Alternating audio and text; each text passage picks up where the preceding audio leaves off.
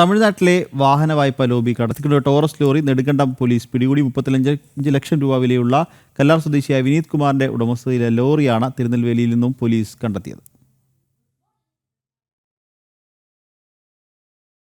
ഈ വർഷം ഫെബ്രുവരിയിലാണ് സംഭവം നടന്നത്. വിനീത് കുമാറിന്റെ ലോറി കുടിശ്ശിക തീർക്കാമെന്ന വ്യവസ്ഥയിൽ ചാറൽമേട് സ്വദേശിയായ അഖിൽ മോഹന് കൈമാറുകയായിരുന്നു.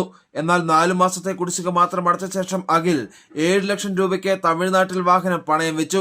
CC കുടിശ്ശിക തീർക്കാതെ വന്നതോടെ വിനീത് കുമാർ നടത്തിയ അന്വേഷണത്തിലാണ് വാഹനം പണയം വെച്ച വിവരം അറിയുന്നത്. ഇതിനിടെ തമിഴ്നാട് ലോബി ലോറി തിരുനെൽവേലിയിലേക്ക് കടത്തിയിരുന്നു. തുടർന്നാണ് വിനീത് കുമാർ നെടുങ്കണ്ടം പോലീസിൽ പരാതി നൽകിയത്. വാഹനത്തിന്റെ ഒരു ഫോട്ടോ മാത്രം വച്ചാണ് നെടുങ്കണ്ടം പോലീസ് അന്വേഷണം ആരംഭിച്ചത്.